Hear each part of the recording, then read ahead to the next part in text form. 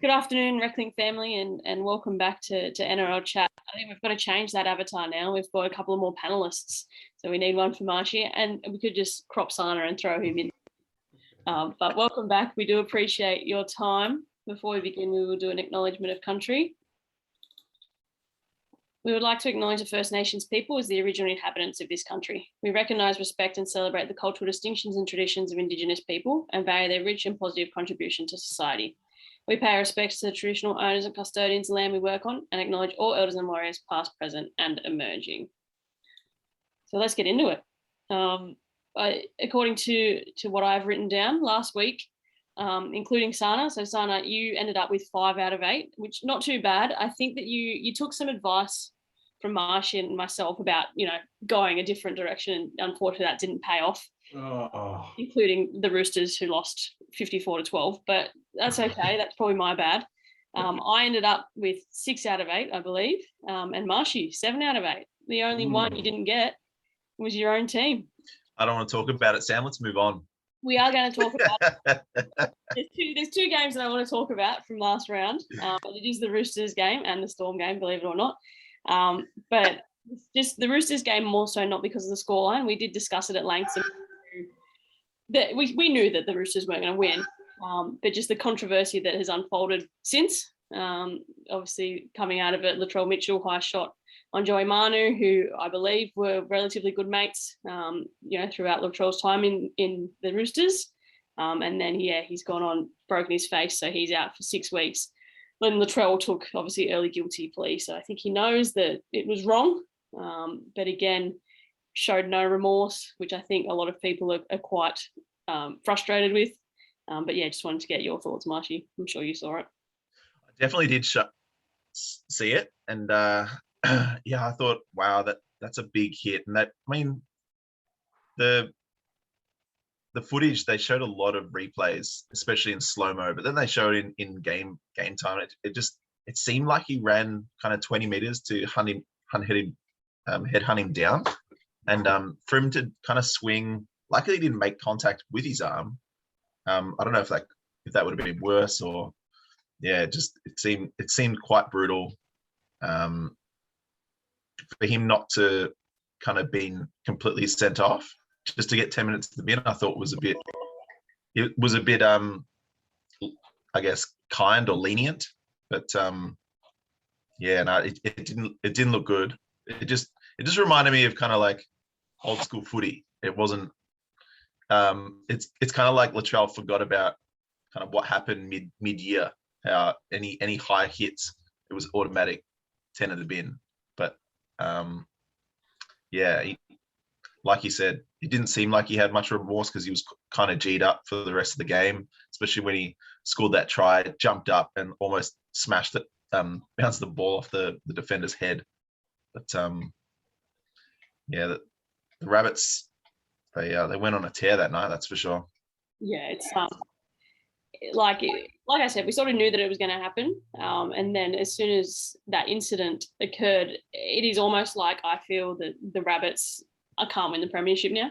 I know there were some other big heavyweights in the way, but losing Latrell, as unfortunate as the incident is, he's a very, very good footballer, and when he's on, and things just sort of happen around him. So I feel like now it's a big, big hole for the Rabbits to fill. I don't think this week we'll be able to show what they can do because they're resting almost half their team. But it'll be interesting to see how they can recover without having Latrell for the rest of the year. And in saying that, he'll obviously miss 2 or 3 games next season, depending how long their finals campaign lasts. So it's a big blow for them. But obviously, as well as the Roosters losing Joey Manu, he's been such a good centre for a number of years. And, we wish him well in his recovery because it did not look good. Yeah, poor Manu. He was having a half-decent game as well. And he just got smashed. Yeah, and I suppose, the scoreline's a bit of a blowout, but we came back out after halftime and we scored pretty quickly, and it was 24-12. And, you'd think a bit of momentum was going our way, and I think that's what may have been in Latrell's head. It's like we sort of made that half break down that wing, and he's thinking, I've got to stop this. So he's just done that, and then it just blew up from there. But don't know if you saw any of the footage, Sana? No, sorry. I missed that one. there is also footage actually of how they test if you have facial fractures. I don't know if you saw that, but what they do is they get you to hold your nose and blow, and because obviously the air couldn't release from his nose, it came out through his eye socket, which is why his face sort of blew up so quickly. Because if you watch the footage of it, it sort of happens, and then what happens is the guy that got injured, he sort of gets up and goes to Latrell, was like, what did you do, blah blah blah, and he looks injured obviously, but then there's a bit of a kerfuffle. Joey gets taken away, and then a second back he comes back, and his face is blown up, and it's like, how did that happen so quickly? And it's because they did this test to see, and the air just couldn't go anywhere, and it's just blown up like that. So yeah, it certainly wasn't a good. Sorry, Dave and Sam. It certainly wasn't a good look for the game, and we were talking about an incident that happened, in a game, an AFL game. He didn't seem to have much resource. I have been watching NRL, Sam and Dave, because of you guys, and it was a nasty, nasty shot. And it was to see it all, caved in, not great. So you just hope that, I don't know, it's a tough one. It was strangely officiated too. Like the amount of reviews that they would have had, and for him to just get 10 in the bin, I just don't think it was handled very well. And there's been a lot of kerfuffle this week about the bunker and about the officiating, and obviously the main guy in the bunker was relegated after that game because Trent Robinson called him out and was kind of demoted the next morning. So I thought that was interesting, but probably something that needed to happen. So it did cost Trent, I think, 40 grand in fines, but I think it was worth it if we get a bit more consistency. Having said that, last night's game I thought was a bit clunky at times as well with the review. I'm like, just give him a try. Anyway, that's my 2 cents worth. No, I completely agree, and it's one of those things where you touched on consistency, and I think that's where NRL fans and probably players are most frustrated this season, is that just nothing has been consistent. There was that crackdown for magic round for 5 weeks or whatever, and then it's sort of gone out the window. Latrell would have been sent off in an instant if that had happened 10 weeks ago, but it is what it is. The other game that I wanted to talk about from the last round includes the Storm versus the Eels. We sort of sat on this and we discussed at length how we thought that the Eels would have 50 put on them, and it didn't happen. I don't know what your thoughts are, Marshy, but I just the Storm just didn't seem to click. Is all I can sort of put it down to. The Eagles, I don't think, played exceptionally. They played well. They played their best game they have for over a month. But the Storm were just disappointing, I suppose. Yeah, they really were. I mean, I thought just from the beginning, too many errors, not enough completions.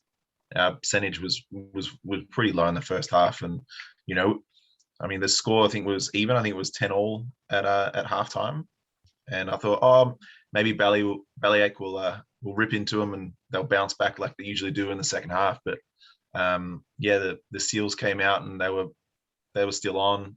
We again made silly mistakes that usually just isn't in our game, but for some reason it was there last week. But silver linings. Now we don't have that kind of massive win streak, record-breaking win streak kind of cloud over our heads. We can just focus on week by week now, build some momentum going into finals tonight, and hopefully get our campaign back on track. I mean, we win tonight, we still get the minor premiership. So having said that, half the team is being rested or has got a week off due to soft suspensions. I think you're right. I think it sort of happened at the right time. We talk about you want to have a loss somewhere, but then there's that on the flip, you want the momentum. So it's like, where do you sit? But I think the Storm, they'll bounce back. I think, again, changes in their squad, and they're just sort of figuring out combinations and that sort of thing. So, we'll see what happens. But we will touch on last night's game. So first game of round 25, which has put an end to the Canberra Raiders hunt. I honestly thought that the Raiders would come out firing. They wanted to get that top 8 finish. They did. They sort of did. and then out of nowhere just sort of stopped. And like I was listening to the commentators too, and they were sort of saying, obviously, the Rabbitohs took it to the Roosters up the middle. That's sort of how they started. Like Josh Papali crashed over and that sort of thing, but then just nothing. It was a great try. Nothing. Which was, I'm disappointed for the Raiders, but I had obviously tipped my Roosters to win them. Yeah, I just think, again, lack of completions. They knocked it on too many times, the Raiders. It cost them dearly. It was, unfortunate. But that first try, their second try, Josh Rapali, that was an impressive try.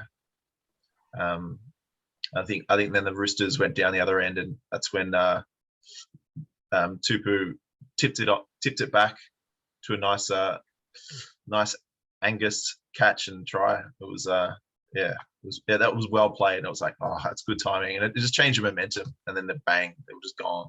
Yeah, I think that like the Roosters, they seem to have that combination down that side, and unfortunately for, I forget what the Raiders, Velame, I think his name was, whatever the winger was, he was just not having a good day. Nah, he had a shocker, didn't he? And it was everything balls down, and the Roosters just took well advantage of that.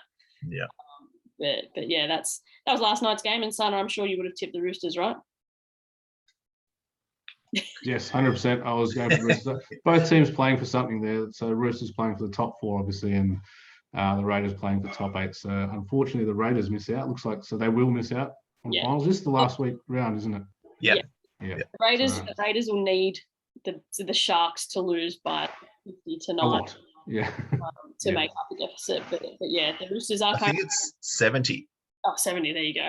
Yeah, 73. So. Highly unlikely, I would suggest. I mean, the Storm probably are the team that can score a point a minute, but probably not with the team that they've put out, which we'll jump onto. So Sharks versus Storm. If Sharks win, they've secured 8th. If they lose, they're sort of relying on the Titans to lose, and then obviously again for and against comes into that. So if they lose, they want to lose slightly, but obviously trying to win.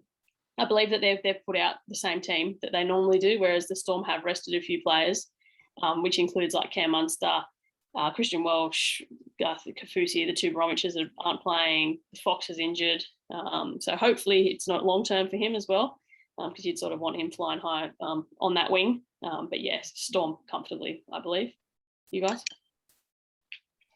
Sana, did you? Yeah, shock loss by the Storm last week. And as you mentioned, the Sharks playing for the top 8 spot. But the Storm making obviously heaps of changes there. To me, I think they've secured their top 4 spot. It doesn't really matter in terms of having a home final. So it looks like they're just cruising into the finals here. So, but I'm still going to go with the Storm. Good, Sana. Good. We'll have you back next week. Yeah, I'm definitely going with the Storm. I think they'll bounce back this week. I know that they've got a few changes in, but they're a pretty tight-knit, well-trained group, and that they've always had that philosophy of next man up. So hopefully those players that are stepping up will fit into their role really nicely. It's very exciting to see Nelson Asofa Solomona back, and Big Dale, he plays his 150th Storm game this week, so hopefully it can make up for the not so good Jesse Bromwich milestone game last week, and hopefully this milestone game will go a bit better. Yeah, and coincidentally against the club that he's going to go to next year. Yes. Will be a loss. Like I don't watch Dale closely, but do know that he's a worker. You want him on your team. He does a lot of work. So he'll be good for the Sharks, and no doubt a loss for the Storm. But yeah, Storm obviously need to win to retain minor premiership as well. If they lose, they obviously hope that the Panthers lose, but they are the next game, and I do believe that they will win. If it seems like the Eels are happy to forgo the top 4. They've rested almost anyone with a bit of talent, which I'm in 2 minds about. Yes, they just beat the Storm, and they're obviously full of confidence, but you've played one good game of footy in a month. So, you sort of want to get that working before going into a final series. So yeah, it's an interesting choice, but Panthers, I believe, are at full strength. So they've a lot of their players unfortunately been injured for the last few weeks, and they're all finally back, which will be good for them. And yeah, I think that again, I mean, we said it last week, the Eagles will lose quite. I'll probably watch this one quite closely. It'll feel really strange, but I hope that the Panthers beat the Eels convincingly. Just out of spite from last week. That's all.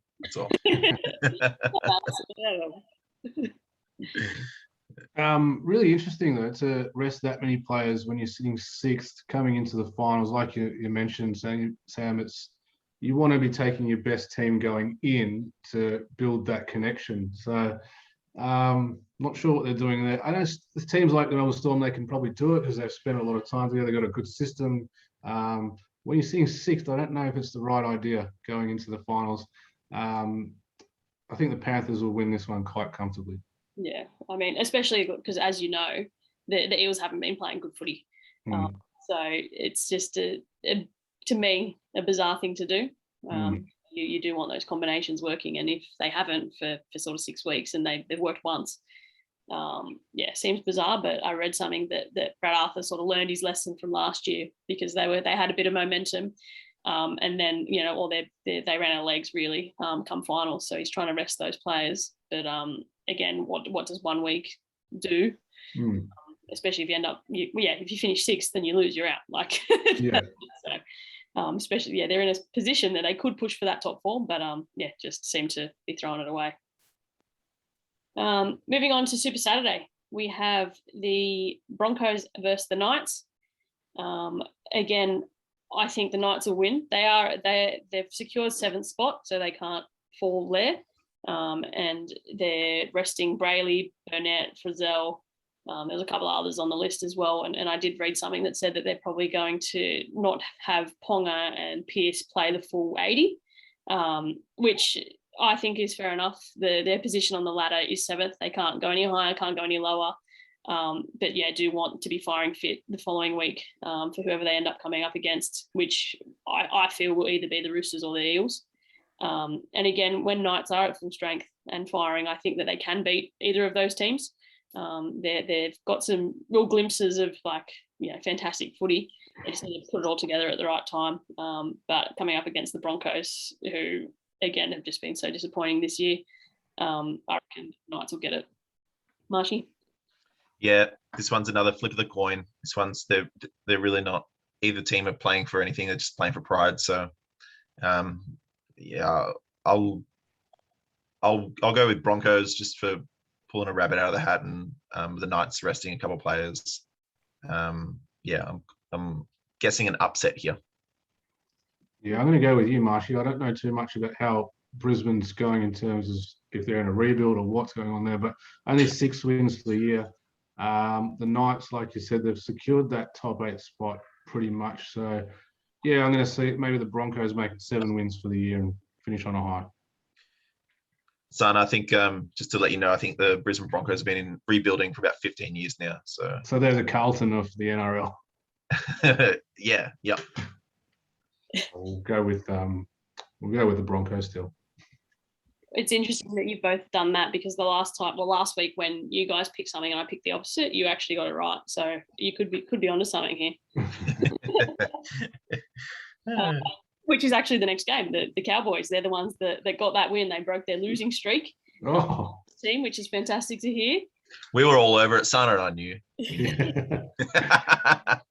I think it then just goes to show again how inconsistent the Dragons are. Like, they're just so up and down. But the Cowboys, they've got some good young players, and I think that's what they just decided to do, is just give them all a go, and they just ran amok. They just had a good time and enjoyed their footy by the looks of it.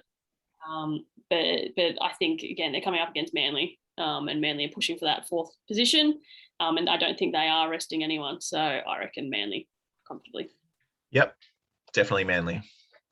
Yeah, no changes for Manly, and definitely this is the time when they want to be winning games, getting to that top 4 for the second chance. So, unfortunately, my boys, the Cowboys, win last week, but not this week. We'll go with the Sea Eagles. I think that, sometimes you've got to tip with your head, not your heart, right? Yeah, that's it. Unless it's the Storm. Still. And then the final game on Super Saturday is the Rabbits versus the Dragons. It's actually one that I am a little bit nervous about purely because of the amount of players that the Rabbits are resting. No Reynolds, no Cook, no Walker, no Murray. That's that's their spine really. No Latrell, obviously we've spoken about that. And again, like they could finish as high as as second or third. We've spoken about home finals, which are non-existent this year anyway. So I think that's why they're just giving that bulk a rest, which makes me think that maybe the Dragons will switch on and actually win one. But I've still tipped the Rabbits. I think that they'll do enough to get across the line. Marshy? Yeah, I'm going to go with the Dragons this week. They'll probably be pretty excited that it's the last game. They'll probably want to get up. I know it's a very strange tip considering how dominant the Rabbits have been, but just look at their lineup. You got Benji Marshall slotting into the 5'8" spot. Like, he's a fantastic player and has been for a long time, but he's kind of like the only one that I'm seeing in that lineup that could be potentially be damaging in a way. I just don't see many other players presenting too much of a threat. But I mean, I might be completely wrong. They might smash the Dragons by 60, but I'm just going to go with the strange tip with Dragons for this one. I'm not sure about this one. There's obviously a few outs there for the Rabbitohs, but I can't really say much because I don't know these players very well. So I'll just go with the Rabbitohs. Looks like they've had a good year. I'm not sure how important those players are. Sam, you obviously do know. And if you're nervous about it, I'm not sure. I'm going to go with the Rabbitohs just because they're sitting third at the moment. Yeah, like I said, I think it really could go either way. Like Marshy said, the Dragons, they might just come out last game of the round, nothing to play for, absolutely smashed it. But yeah, these young kids that the Rabbits have sort of thrown in. Well, I say young kids, like you said, they've got Benji Marshall lining up for them. I don't know. Have you heard of Benji Marshall at least, Sana? Yes, I have. Yeah. Yeah. What, 38 or something? I think he's going on. He's an absolute joy to watch. Still love watching him play. Always have. Always will. That he has started for them this year, like. He's like he's a kid. He just runs rings. Like, it's just ridiculous.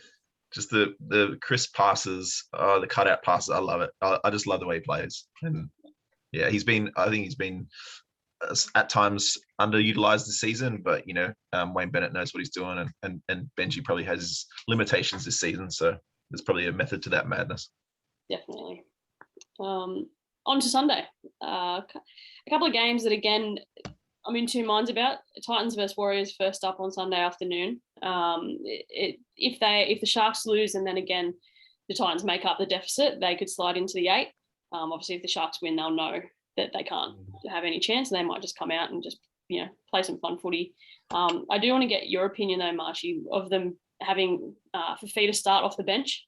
They've paid, just for your knowledge, Sana, I think they pay $1.1 million a year for this player. Signed one of the most expensive deals in the game, and he can be devastating. Like, he just literally, big fella, just runs over the top of people. But they've been starting off the bench, probably averaging 55 minutes now. And sometimes when he comes off, he's running at tired packs and can make a big impact that way. But at other times he just looks lost and he's having nothing out there. So I wanted to get your thoughts on that, and then obviously your tip as well. Yeah, look, I think it was last week where it was last week against the Knights when he came on, and I think there was only 8 or 9 minutes left in the half. And unless that's the strategy that they're going for, that they're putting him on so he's running against those tired middles, but it did work for him initially. He came on, scored a try kind of pretty quickly in the first few minutes, but he just looks fatigued in that second half. He just looks knackered. But strange one. I don't know if it's just a coaching blunder or maybe there's something going on behind the scenes. But it's for how much they paid, they're kind of not getting the production value, unfortunately. But who knows? We'll see what happens next season. But in terms of this game, this is a tricky one. It's I'll go with the. I think I'll go with the Titans, just kind of still in that desperate hope to make the top 8. Hopefully that they'll put a nice game together and get a good win. That's my tip. I wouldn't mind seeing him sneak in. Again, like I don't dislike the Sharks like you do, Marshy, but I just would like to see the Titans sort of slide in there. They can be good to watch. But yeah, Sana, you got any thoughts? Well, I guess this depends on what happens tonight with the Storm and the Sharks. With the Storm, they've got players out, so if the Sharks win, I guess the Titans will just go in and just have a bit of fun. But if it goes the other way, maybe we'll see. Oh, gee, I don't know. Yeah, Titans. We'll go with the Titans. I think they'll win. And then the last game of the round. Again, two teams that aren't really playing for anything at all. The Tigers versus the Bulldogs. The Bulldogs did come out during the week and they've announced like about half of their squad is not getting recontracted. They were also in the media about this Lachlan Lewis thing. I don't know if you read about it, Marshy, but he's stealing from the team hotel and then trying to sell a speaker on eBay is the rumor.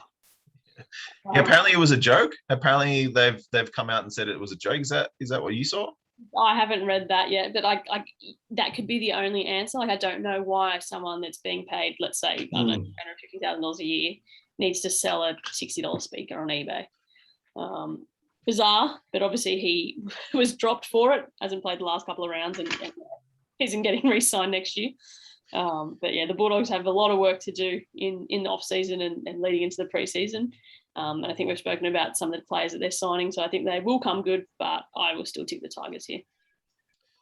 Yeah, I mean, these two teams are just there's just so much drama always behind the scenes. Just that, and you put Brisbane Broncos in there. Those three just love it. Yeah. Seems like they want to cause more drama than actually putting more good games on the field. But that's just me. The Tigers, I will pick for this one. Just I'm just really enjoying the Wild West series on Fox, so I'm going with them. Interesting you say so. The Bulldogs, Sam, you said that most of their team not getting contracted for next year. Then you've mentioned that there's this situation with the speaker. There's obviously a real culture problem, only 2 wins for the year.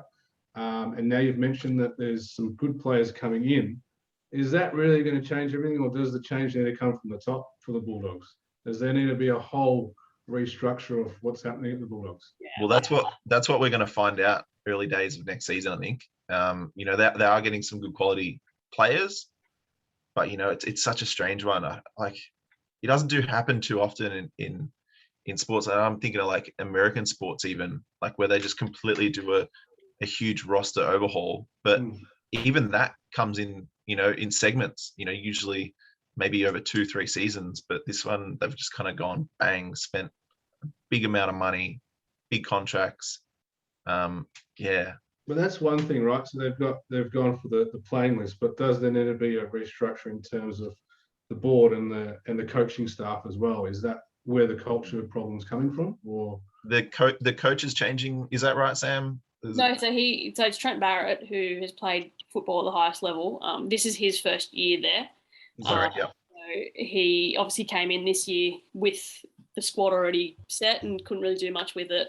So I think that this whole new squad is part of him. Right. Yeah. So I think that change will happen naturally. But as for some, some of the admin stuff and that sort of thing, I think something needs to happen there too, just purely because of some of these off-field incidences that you keep hearing about. Not only is the speaker thing, there was an incident with Adam Elliott, getting naked in a restaurant and stuff like that. Like, you can't have your players doing this publicly, and you've got to put practices in place to support them and help them through whatever they're going through. But, I don't think that the Bulldogs have really thought too much into it. I mean, I think that it might have been last year now. They actually started the season without a major sponsor because of a lot of off-field antics. So yeah, there's a lot of work to be done there. The question, it seems, look, I get they're young men. We've all been there, all young people. But we often hear stories down in Melbourne about these guys just being naughty boys, doing things like.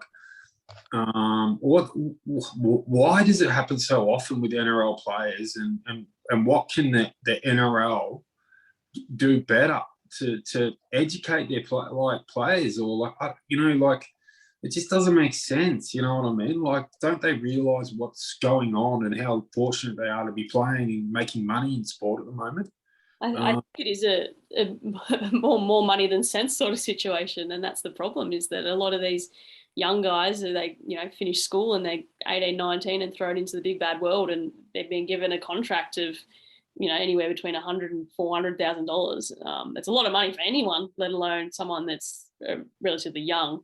But yeah, completely agree. And I mean, I know that we talk at length about a lot of the bad stuff. There are a lot of footballers that are doing good.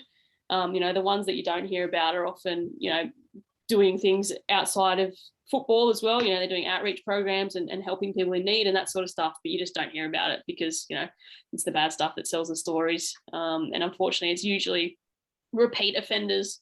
And I think it sort of gets to a point where, you can't have that third or fourth strike. It's just sort of, everyone makes mistakes. You can sort of forgive it once, but if it's 3 or 4, that's when you've got to just say, sorry. You've got to learn from this. And I think that that's the case with Adam Elliott from the Bulldogs. I think they're really trying to get him the support that he needs because, this is the third time that he's been in a bit of trouble. So, was that the kissing controversy? Yeah. I really don't think that was a big deal. I mean, from what other things that have happened from many other sports, I thought this guy, him and the poor NRLW player, I just thought that was way overhyped. But I think it's almost like they were just trying to pick on him. Story and run with it, I think. Yeah, but the doggies, unfortunately, like they've just had this bad culture for a long time. Even when they were successful, when they were runners up in 2012, like they went and celebrated, or commiserated, I guess, after the grand final, and we're all in the news doing silly stuff, and it's been going on for a long time. It's I really hope it does change for their sake, because I do think that Trent Barrett will have a big say in that. Bringing these new guys in and thinking about some of the players, some of them are quite young, and even in saying that, he's signed someone like a Paul Vaughan who has been in trouble, and Tavita Pangai, who's also a bit of a troublemaker. But you'd think that bringing them into this new sort of culture, new structure, they'll be able to sort of shape them into what they need to be. Particularly those two guys, I think that they're, although naughty players, let's say, they are very good footballers. They've been around, they've got that experience. So if they can sort of shape them to try and be more leaders, as opposed to sort of those rebellions, I think that they will be in better hands than what they have been. Yep. And I think I forgot to give my tip there, but West Tigers for me for that one. Perfect. All right, and that will end our footy chat show for your Friday night. I will stop the recording now. Thanks, guys.